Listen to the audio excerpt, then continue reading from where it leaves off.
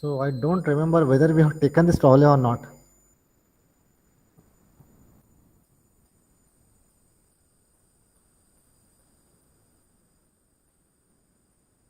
Yes, we have. I think we have taken this problem, no, previous in the previous lecture.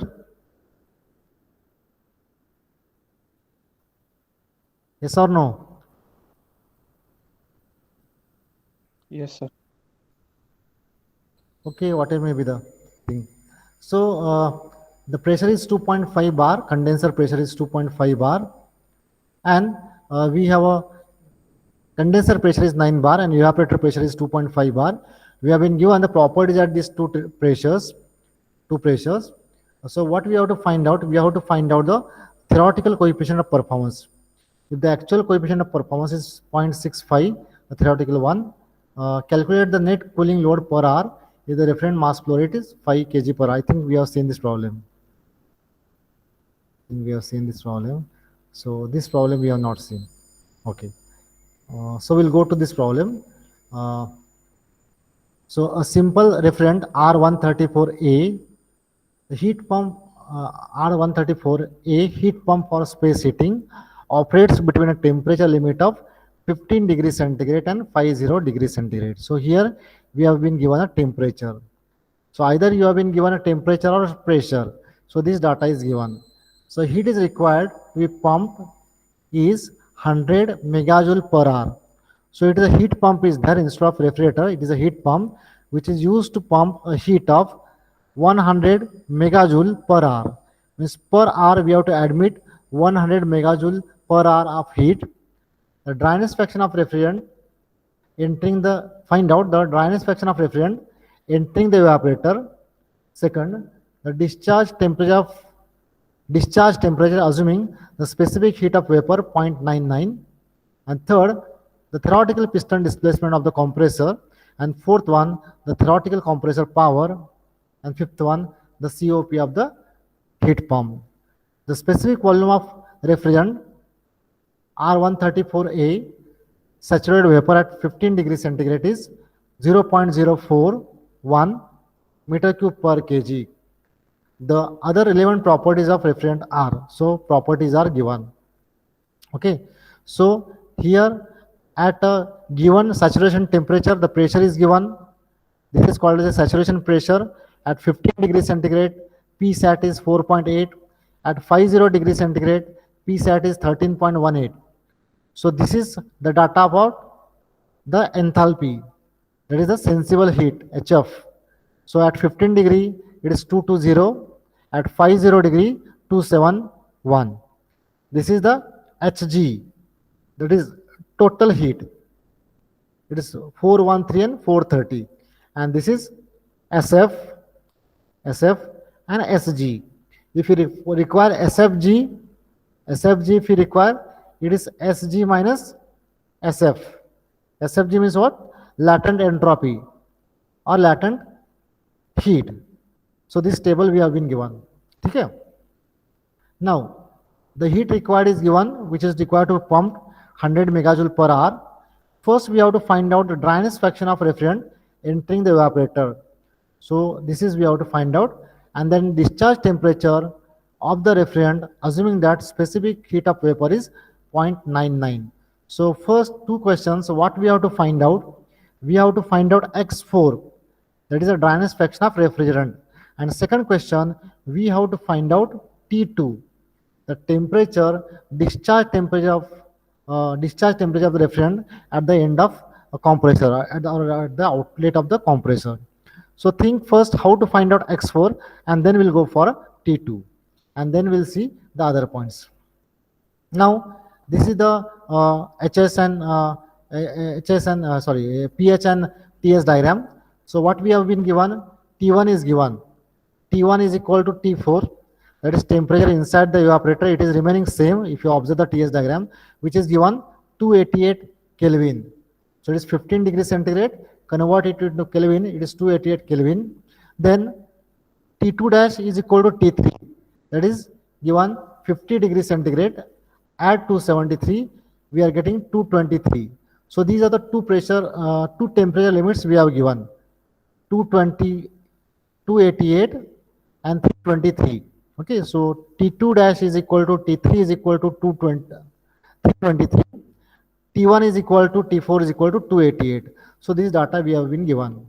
Then Q is given 100 megajoule per hour. So here heating effect is utilized. In the previous case, if you observe, the cooling effect is utilized. But in this case, the heat pump is given, so heating effect is utilized. And that amount of heating effect required is 100 megajoule per hour. Okay. Cp is given. Cp of the superheated vapor is given 0.99. Specific volume is given at 0.1. V1 is given. So it is utilized to find out the dimensions of compressor. Then HF, HFG, all the data is given to us in a property table.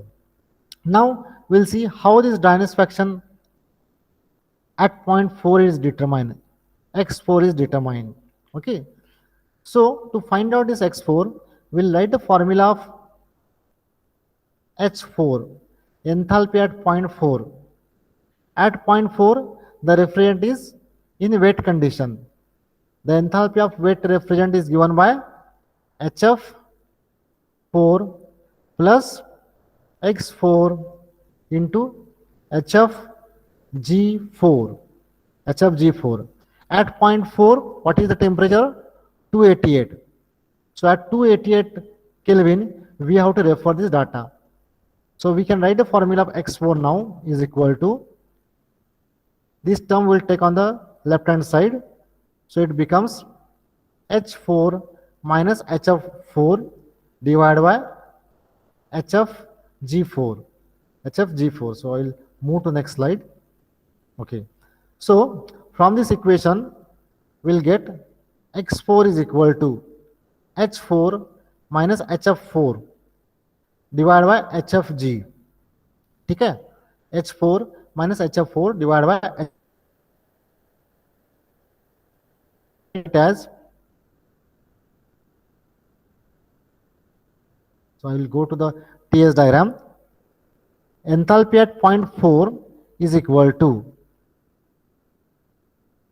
that is total heat up to the point 1, sensible plus latent heat, minus HF1, means this much sensible heat. That will give us only this HFG, that is latent heat. So this is HFG. Okay. The sensible heat, this much. The latent heat up to point. This we have to find out. Sensible heat. It is H1. H1 is equal to heat, that is HF plus, we have H1 at this point. Okay. But we have to find out this much latent heat. First we will subtract up to point 1 minus HF. So we have the dryness minus HF1 minus HF4 divided by H1 minus HF1. So we have the value as H4 is, it is a total heat. H. So at point 1, is 15 degrees centigrade, 0.26. So 220.26 HF1, H1, that is the enthalpy of the vapor. Enthalpy of vapor at lower temperature is 413. So it's 413 minus HF1. Enthalpy of the fluid at, so HF1 is again 220. So 220, 413 minus 220 on the denominator side, and on the numerator side H4 minus HF1. HF1 is 220. Okay. Now H4. So H4, 4 point, at 4 point, whatever the enthalpy is there, so that we have to find out. So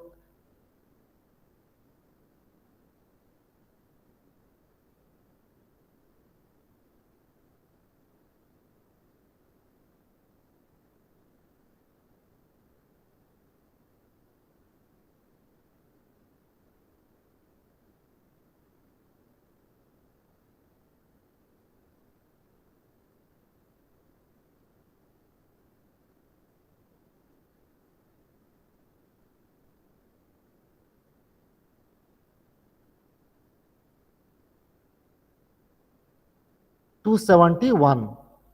Enthalpy of the fluid at higher temperature, it is given 271. If you observe this 271, it is enthalpy of fluid at 0.3, which is the enthalpy of fluid at 0.3, that is at higher temperature, it is given 271. So from this we can find out the dryness fraction. This is our first question. So I think it may be or may not be clear to you. Okay, so here H3 is equal to H4. So why? Because 3 to 4 is the isenthalpic fluid. There we can write here HF3 also. And this is at higher temperature 323. Okay, at 323 we can find out at higher temperature the enthalpy of the fluid, and we can find out the HF3 here. Okay, so here H4 is HF3. Sorry, this HF4 is HF3. Okay, and H1 and HF1, that value we have. From this we can find out a dryness fraction. Okay, so we'll go to the second question, the discharge temperature T2. T2 we have to find out. So how T2 can we find out? Yes, anybody, how T2 can we find out? T2 is not given, we have to find out.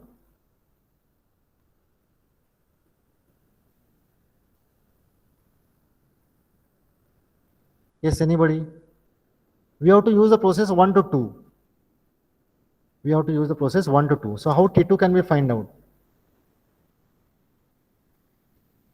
Yes, anybody?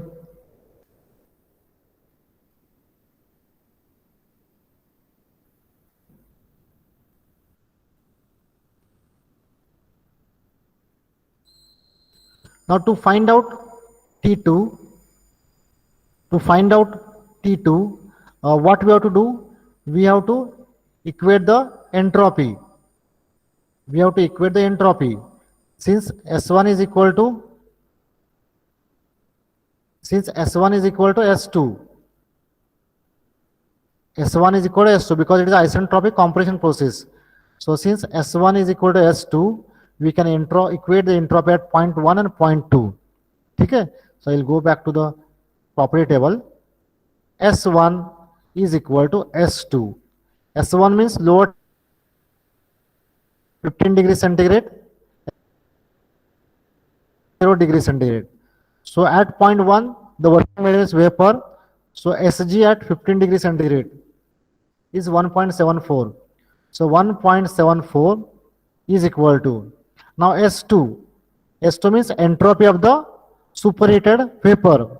So that is equal to S2 dash, means entropy of a dry vapor at 50 degrees centigrade, plus Cp, specific heat of the vapor, into ln T2 by T2 dash, T sub by T sat. So we have S2 dash at 50 degrees centigrade, that is 1.73.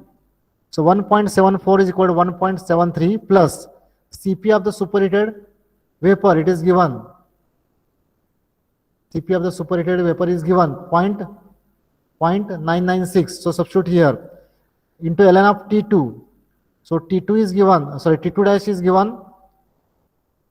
T2 dash is 50 degrees centigrade. Find out T2. So this is the temperature at the discharge of the compressor. So once again I am going to repeat it. To either find out Cp of the superheated vapor or to find out the discharge temperature T2, we have to equate the entropy at 0.1 and 0.2. So S1 we have to equate with S2. S1 is lower temperature 50 degrees centigrade and S2 is at higher temperature 50 degrees centigrade. Okay, so S1 at 50 degrees centigrade is the entropy of the vapor because vapor is dry and saturated. Then the S2 is equal to, the formula of S2 is S2 dash. S2 dash is the entropy of the dry vapor at 50 degrees centigrade. It is given 1.73 plus Cp means specific heat of the superheated vapor into ln of T soup means saturated T soup means superheated temperature, that is T2 divided by saturated temperature T sat. Okay, this is the formula of the enthalpy of the superheated vapor at point 1. So here the unknown is only T2, so we can easily find out. Okay, so this is the second question. Find out the discharge temperature assuming specific heat of vapor 0.996. Now we'll go to the third question, the theoretical piston displacement of the compressor. The theoretical piston displacement of the compressor. So we have to find out the volume of compressor. Theoretical displacement means what? The volume of compressor. So how to find out the volume of compressor? So to find out the volume of compressor, we have been given the specific volume. Specific volume at point 1 is given 0.04 cube per kg. So this data we have to use to find out the volume of cylinder. So T2 we have find out. So to find out discharge temperature, we have equated S2 is equal to S1. So we have S2 dash, we have T2 dash, we have Cp, we have S1. So we can find out the T2 temperature at the discharge of compressor. We have to find out the theoretical displacement of compressor. Of the compressor, we have to find out the mass of refrigerant circulated through the system. Okay, mass, and from that mass we can find out the specific volume. We can find out the volume of the compressor. So to find out that, so before that we have to find out the compressor work. So to find out that we need a enthalpy at point 2. So enthalpy at point 2 can we find out by using the formula H2 dash means enthalpy of the dry vapor plus degree of superheat Cp into T2 minus T2 T soup minus T sat. So H2 dash is the enthalpy at 50 degrees centigrade, enthalpy of vapor at 50 degrees centigrade, it is 430. Cp is given 0.99. T soup is given, it is T soup we have find out, T2 we have already find out in the previous bit. So it is 327 minus T2 dash is 323. So we are getting H2 as 434 kilojoule per kg.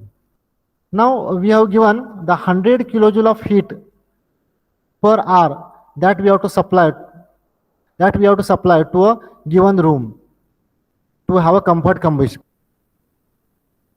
Here we are dividing to find out the mass flow rate. So amount of heat removed is equal to mass of refrigerant into H2 minus HF3. Now why this H2 minus HF3? So we are getting the heating effect from the condenser. So whatever the heat ejected by the condenser, that we have to utilize to get the heating effect. So that's why the amount of, you can say, refrigerant circulated to get a heating effect of 100 megajoule per hour. So amount of heat rejected QR by the condenser is equal to mass of refrigerant into change in enthalpy across the condenser. So that is the mass of refrigerant into change in enthalpy across the condenser is H2 minus HF3, and this is at higher temperature 50 degrees centigrade. So mass of refrigerant is equal to now Q amount of heat rejected divided by delta H. So we have mass of refrigerant circulated to get a heating effect of 100 megajoule is 100 into 10 to the power 3 divided by H2, that is the enthalpy of dry vapor at 50 degrees centigrade, and HF3, the enthalpy of fluid at a 50 degrees centigrade. So this data we have given from, we have to take it from the table. So 100 into 10 raised to 3 divided by 434 minus 271. So we are getting the mass of refrigerant required to circulate is 615 kg per hour, because this is in megajoule per hour. So it becomes kg per hour. So we can convert into kg per minute. Now, based on this mass flow rate, we have to find out the displacement of the compressor. So, this is in kg per minute, and specific volume is in. So, kg get cancelled. The unit is in meter cube per minute. So, multiply this mass by specific volume, we'll get the theoretical displacement of the compressor. Means this much of volume the compressor has to displace per minute. Okay, we can find out per second, and then we can find out also if the speed is given, we can find out also per cycle. So this is a theoretical displacement. Okay. Now next question, we have to find out the theoretical power required to drive the compressor. So we are knowing that the compressor is from process 1 to 2, and H2 minus H1 is the compressor work. If we multiply this by mass flow rate, we'll get the theoretical power required in kilojoule per second or kilowatt to drive the compressor. So the work done required to drive the compressor is equal to mass of refrigerant into H2 minus H1. So mass of refrigerant we have find out it's 10 kilojoule per minute, 10 kg per minute, 10 kg per minute into H2 is 434 minus 413, will get the power required to drive the compressor is 214 kilojoule per minute. Okay. So if we divide by 60, we will get the power in kilowatt. And lastly, we have to find out the COP of this heat pump. So we are knowing that COP is equal to reflecting effect divided by compressor work. So reflecting effect is H1 minus HF4, but HF4 is equal to HF3. So we can write it here the COP as H1 minus HF3 divided by H2 minus H1, and we are getting the COP as dimensionless quantity. So this is about the first case. The refrigerant is dry and saturated at the inlet to the compressor. Okay. So now we'll go to the next case. We'll go to the next case in which the refrigerant is superheated at the inlet of compressor. What is the effect on that cycle? So that we are going for in the next case. Okay. Now the second case is the cycle with a superheated vapor before compression. In previous case, the vapor is dry and saturated before compression. So now we are going for the vapor is superheated before compression. Now in actual case, what happens? The distance between the evaporator and compressor, near out you can say 1 foot or 1.5 foot, the distance is there. So because of that, some of the heat may be transferred takes place from the surrounding to the refrigerant. And because of that, the refrigerant may be becoming superheated at the inlet of compressor. So what is the effect of this superheating? Whether it is going to increase the refrigerating effect, and what about the compressor work, and what about the total overall COP of the system, so that we are going to see. So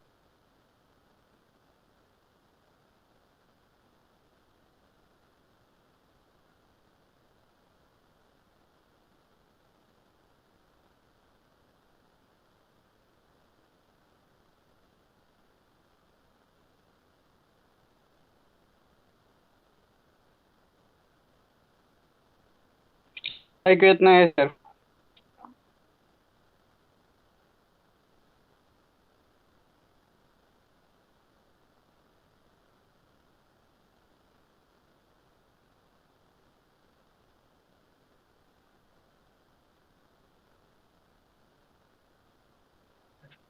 आवाज नाही आहे sir.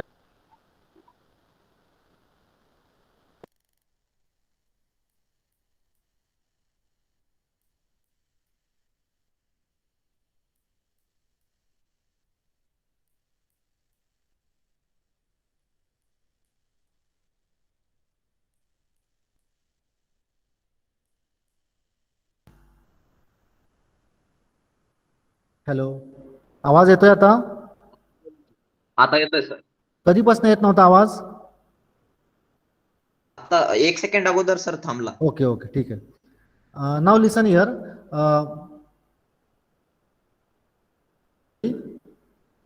If the refrigerant is superheated condition at the end of evaporator, what will be happen? Okay, so we are going for this TS and pH diagram. So 4 to 1 dash is the constant pressure as well as temperature heat absorption. At point 1 dash, the refrigerant is in the dry and saturated condition. Now 1 dash to 1, 1 dash to 1, if you observe, the refrigerant becomes superheated. So this is the saturation curve. So this is the saturation curve. So point 1 is lying on, 1 dash is lying on the saturation curve. So 1 dash to 1 is the refrigerant is going to become a superheated condition. And at point 1 is the entry of the refrigerant in the compressor. So in the compressor, the refrigerant is entering as a superheated vapor. Okay. Now, if you observe, in previous case, the end of evaporator is at point 1 dash. Now, because of the superheating, the evaporator is going to end at point 1. So because of that, what is happening? Your refracting effect is increased from H1 minus H4, H1 dash minus H4 to H1 minus H4. So we are getting some increment in the refracting effect because of the superheating of refrigerant in the evaporator. So by this much of amount, we are getting more amount of refracting effect. Okay, so now we are at point number 1, the start of compression. So the refrigerant is in the superheated region. So it is towards the left side of the saturation curve. Now 1 to 2 is compression. So at point 2, again the refrigerant is in the superheated region because it is at the right side of the saturation curve. So if you observe, 1 to 2 is the compression. So amount of compression work required is H2 minus H1. Now how to get H1, how to get H2? So I will write the formulas here. So first we'll see the cycle and then we'll go to the formula. Now 2 to 3 is condensation process. At point 2, it is in superheated vapor condition. First 2 to 2 dash, the removal of the superheat by the condenser. At point 2 dash, the refrigerant is in the dry and saturated condition. 2 dash to 3, again the heat is rejected by the condenser. So from the dry and saturated refrigerant, it is going to convert into liquid refrigerant. So on pH chart, the process takes place at constant pressure. 2 dash to 2 dash, rejection of superheat. 2 dash to 3, rejection of latent heat. And at point 3, the refrigerant is going to convert into liquid form. So the condenser has to do also more work to convert this superheat and the latent heat into the, you can say, up to sensible heat. It has to do more work, or it has to reject more amount of heat. So it may require more size of condenser, or the cooling rate of the water can be increased, or it may need more number of condensing tubes. Okay. So at point 3 now, the refrigerant is in the liquid form. At point 3, the refrigerant is in the liquid form. Okay. Now next one is the expansion process, 3 to 4. It is a isenthalpic expansion process. If you observe on TS diagram, the temperature is going to fall from T2 to T1. The pressure is going to fall from condenser pressure to the evaporator pressure, but enthalpy remains constant, that is H3 is equal to H4, or H3 is equal to HF4. So instead of HF4, we are using H3. At point 4, the refrigerant is admitted in the evaporator. So 4 to 1 dash and 1 dash to 1 is the heat absorption by the refrigerant in the evaporator. So this is about the cycle. The refrigerant is superheated at the inlet of compression. So now I have two questions. With this cycle, whether we are getting increment in the refrigerating effect and whether the compression work or work of compressor is going to increase or decrease. Yes.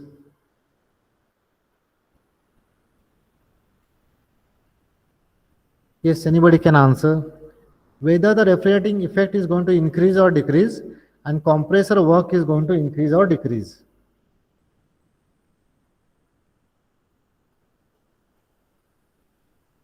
Yes, can anybody answer?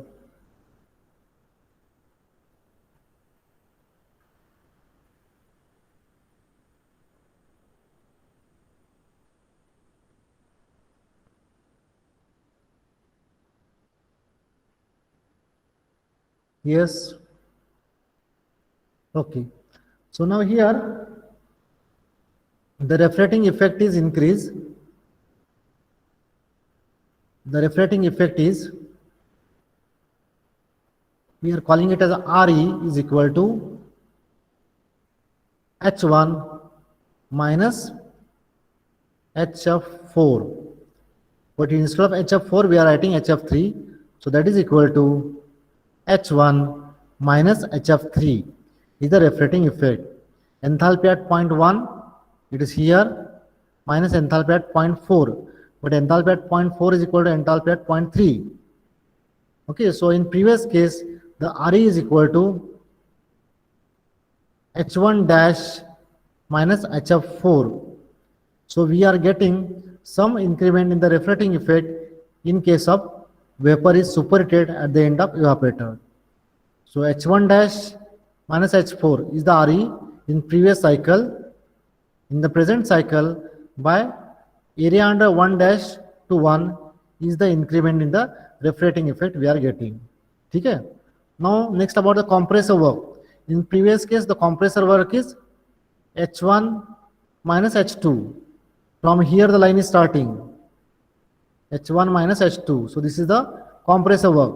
Now because of the superheating vapor, now it is going to shift to H1 minus H2 minus H1. H2 minus H1. So when the vapor is H1 minus H1 dash minus, you can say H2 is the compressor work for previous case. Now in this case it is H1 minus H2. So there is a little bit increment in the compressor work is there in this cycle, because the compressor has to handle the superheated vapor. Already the heated vapor the compressor has to handle, and you are knowing that for a gas, if the temperature is going to increase, it is trying to expand. It is trying to expand, and that expanded gas we have to compress. So we need a more work. So compressor work is going to increase. At the same time, the refracting effect is also going to increase. So if you consider the overall COP is equal to RE upon WC. RE is also increasing and WC is also increasing. So we can say the overall COP, it may remains constant, and in some times it may be going to decrease. That is the effect of superheating. Okay. Now we'll go to the analysis of the cycle. Now analysis means what? How to find out the enthalpies at different point, or how to get the point 2, or how to get the point 1. Okay. Now either we have been given the two data, either pressure is given, a condenser pressure and evaporator pressure is given, PC or PE. And with respect to these pressures, we have been given the properties, or we have been given a temperature, a condenser temperature TC and evaporator temperature TE is given. But we have not given this TC and TE means what? TC is equal to T2 dash and TE is equal to T1 dash. So this dash point we have given. So we have not given T2 and T1, that we have to find out. So how to find out that we'll see. Now first we'll see how to find out H1. H1 means what? Enthalpy of the superheated vapor. And the formula for enthalpy of the superheated vapor is H2 dash, means the latent heat at, H1 dash it is. H1 is equal to H1 dash. This is latent heat up to 0.1 dash. So this is at lower temperature T1 plus Cp specific heat of the vapor into ln of T1 upon T1 dash. Sorry, it's in the wrong formula I wrote. That is the entropy formula. H1 is equal to H1 dash plus Cp into T soup means T1 minus T1 dash. So using that we can find out the enthalpy at point number 1. So once again I am repeating, at point number 1 the vapor is superheated. So enthalpy of the superheated vapor can be find out, that is H1 is equal to H1 dash plus Cp into change in temperature between point 1 and 2, that is 1 minus T1 dash. So we are getting enthalpy at point number 1. Okay. Now if 1 is not given, only 1 dash T1 dash is given, how to find out T1? So to find out this T1, we have to equate entropy at point 1 and point 2. S1 is equal to S2. S1 is equal to S2. Okay. But till if we are not knowing S2, how to find out S2? That is a question. But to find out, you can say T1, we may use a formula S1 is equal to S1 dash G plus Cp into ln of T1 means T soup by T1 dash. So this formula we can use to find out T1. Okay. Now we'll go to the point number 2, how to find out H2. Again H2 is the enthalpy of the superheated vapor. So H2 is equal to H2 dash plus degree of superheat is Cp into T2 minus T2 dash, T soup minus T sat. So H2 is equal to H2 dash plus Cp into T2 minus T2 dash. So Cp if it is given, and if you are knowing T2 and T2 dash, we can find out enthalpy at point 2. If T2 is not given, again we have to use the formula of entropy. S2 is equal to Sg plus Cp into ln of T2 by T2 dash. So this formula we have to use to get the either T2 or Cp. Then amount of heat rejected by the condenser is equal to m dot of R, it is from process 2 to 3, m dot of R into H2 minus H3. So H3 already we have find out what is H3, enthalpy of fluid at temperature T2. So H3 means HF3 at higher temperatures, that we can find out. So m dot of R, amount of heat rejected, is mass flow rate of refrigerant into change of enthalpy across this condenser is H2 minus H3 or H2 minus HF3. Okay. Then the reflecting effect RE. RE is between 1 and 4. So reflecting effect RE is equal to H1 minus HF4. H1 minus HF4. But HF4 is not known. But HF4 is equal to HF3. Because of isenthalpic process 3 to 4. H4 is equal to HF3. So reflecting effect RE is equal to H1 minus HF3. So we can find out the reflecting effect. And then we'll go for COP of this cycle is equal to reflecting effect divided by compressor work. So reflecting effect is H1 minus HF3 and compressor work is H2 minus H1. So we can find out COP. And then we can find out the rest of the parameters. Okay. So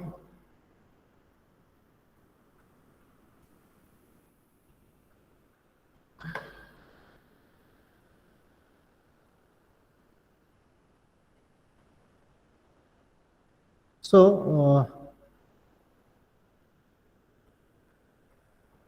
1 dash to 1 1 dash to 1 is superheated vapor enters into the compressor at point 1. So this superheating maybe takes place inside the evaporator or in between the pipe joining the evaporator and compressor. If it is between pipe joining the evaporator and compressor, then that effect is not utilized in RE. If it is in evaporator, then 1 dash to 1 effect is considered in refracting effect. So evaporation start at point 4 and continues up to point 1 dash when it is dry and saturated. Then 1 dash to 1 superheated vapor enters into the compressor at point 1. So 1 dash to 1 is the superheating of refrigerant. So we are getting the increase in RE by this amount. Area below 1 dash to 1. So 4, 1 dash, then this point, suppose it is 5 and 6, 4, this is 5, 6 and this is 7, 4, 1 dash, 5, 6 is RE when it is a dry and saturated, and 4, 1, 7, 6 is RE when it is superheated. So we are getting increment in the RE. Okay. So on pH diagram, if you observe, so this is the pH diagram with the dry and saturated vapor at the inlet of compressor, and this much area will be added. Area 1, 1 dash, 2 dash, 2. So this is a shaded area. It will shows the increment in the compressor power required to compress the superheated refrigerant. So this shaded area stands for increment in the compressor power, and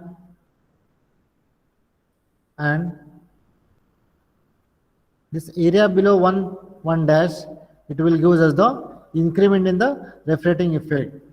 So separating the suction pressure eliminates the entry of liquid refrigerant into compressor at the time of starting of system, and during sudden changes in the heat load on the evaporator, it safeguards the compressor unit against the mechanical damage. So because of the superheating, there is no water is going to, no liquid is going to enter inside the compressor. So it is going to safeguard the compressor against any damage due to corrosion. The purpose of superheating is to increase the RE, but at the same time, the work done is again going to increase.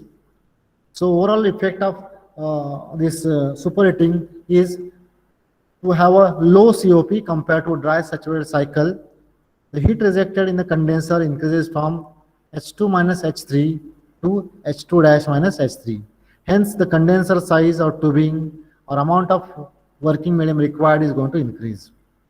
So this is the effect of superheating on the VCRA cycle. Yes, any doubts are there? You can ask me.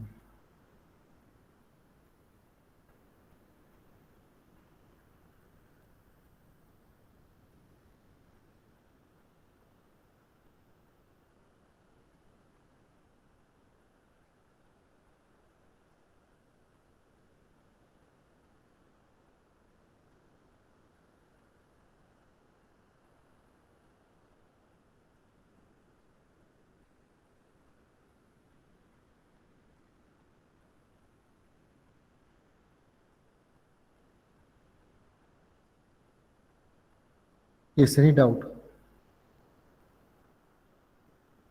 Now, based on this, we have to solve the problems.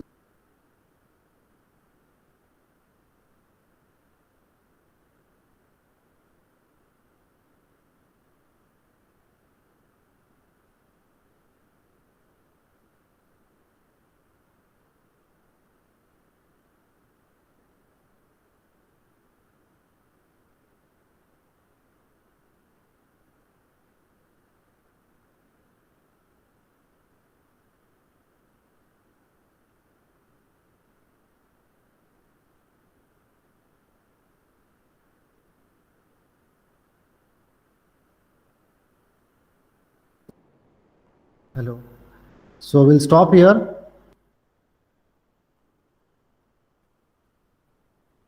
If you have any doubt, we'll discuss here.